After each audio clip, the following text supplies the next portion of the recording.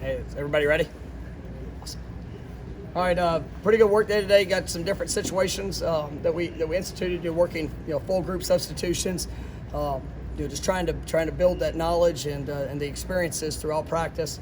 I've had three pretty good days. The workload's been high.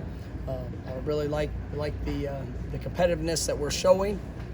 Just continuing to refine the fundamentals and the specifics of what we're trying to accomplish. So I thought it was a good day. Really been trying to get a good look at the two young quarterbacks.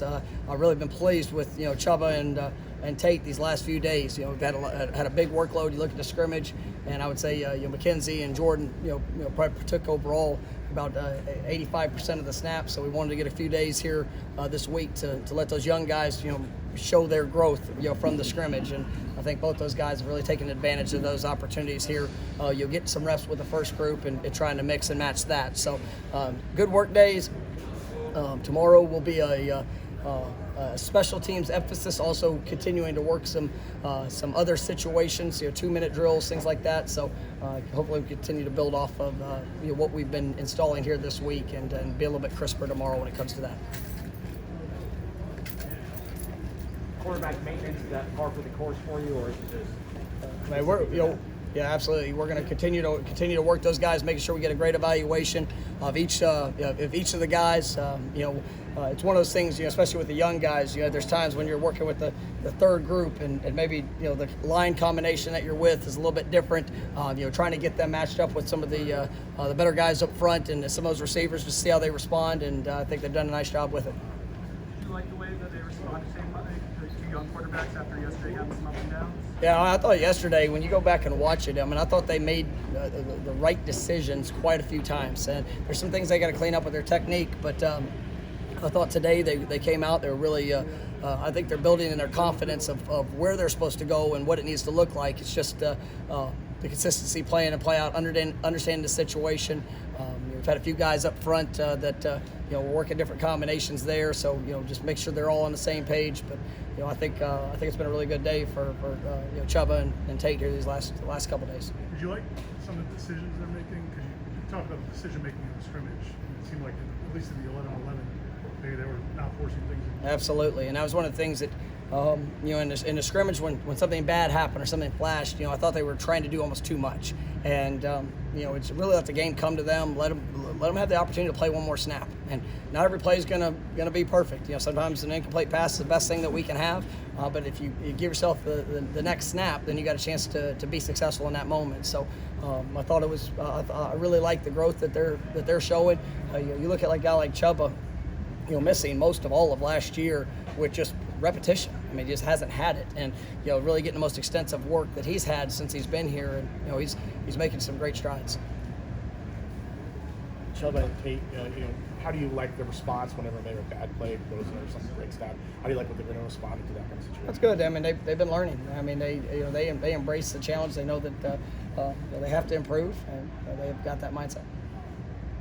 Dennis Briggs, as far as quickness, that first step is pretty evident. Yeah. What was he kind of showing you? Yeah, he's had a really good camp, and Dennis, when Dennis first got here, was a defensive end. His body's changed and developed. He's been able to move inside, and he is explosive. He's explosive up front. With the thing that I like, not just with the first step, but really how he's been able to hold a point.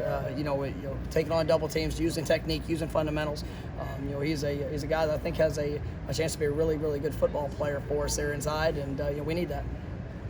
So you can have a good day of practice and still wear the mark of shame next day, the orange jersey. That's not a bad thing. We have standard things that we're doing within the program. Unfortunately for Dennis, he had a situation where his stomach wasn't feeling real good, and was trying to get to a meeting on time, but it takes accountability whenever that happens. So it's not something that is common for him, but at the end of the day, we're just talking about planning the best that we possibly can plan. But yes, it's we have a couple guys that have had those distinctions. You mentioned Kentron the other day, but it seems like he keeps making catches, and Jordan Young seems like he's coming along. Yeah, no, absolutely. I think Kentron. You look at how how little he's played the game, from a different team situations, from only playing a couple years in high school, and what he's been able to do after his first year. Last year he got game experience, but there was a lot of things that was kind of forced into it. You see his confidence growing. You see his the physical development really developing, and I'm excited about where he is, and I think has a huge upside. I'm really impressed with that. And then JY, he's been battling with a lot of different I would say minor injuries that he's had to work through, and this has been from summer into fall camp. But his mentality is night and day, even from where it was last year. And he's a guy that I think can be a great special teams player for us, a guy that can absolutely serve a role for us offensively. And he's working away at that, dealing with some of those things that he's having to work through. The younger tight end today. It seemed like we saw Marquise and Preston and Jackson all make plays. Yeah, I think Jackson West is a guy that I've really been pleased with, and he's coming along. We got to throw him out there, and he's got to learn from the experience. There's still some mistakes that have shown up, but Marquiston, who missed all of last fall, and was very limited this spring. You see the potential that he has, and he is really. I'm excited. I'm excited about where his development is going. Has done a nice job there, and really all those tight ends. I mean, they're continuing to work. That needs to be a position of strength for us, and with what you have with Cam and Jordan Wilson, your two older guys, it's good to see the youth and the strides that they're taking. Looks like DJ Lundy has flashed the last couple of days. Kind of trending in the right direction. Absolutely. He's a guy I know I mentioned yesterday or 2 days ago in the media after going back and watching the scrimmage. I thought him and Kalen DeLoach really trending in the right direction. Guys that made impactful plays, their speed, their physicality showing up. And that's what is great is you see that you're forcing a response from Steven Dix, Amari Gaynor, guys that are all fighting for roles. I know I mentioned Cortez Andrews as somebody that flashed in a scrimmage as well. I'm excited about the competition we have at that group. It's still a young group, and it's one that we've got to play at a high level, and they're starting to emerge in the ways that we need to see them. Can you comment on your kickers and punters? Yeah, I'll tell you, I think Alex, starting off with the punters, I think Alex has had an exceptional camp. Just the versatility of what he can do. His pocket punting is really outstanding. I mean, the way that he's been able to work in not only just the distance of the kicks, but the hang time he's been able to create. I think that can be a major weapon for us. And then the kickers, they're competing. They're competing every day in what they're doing.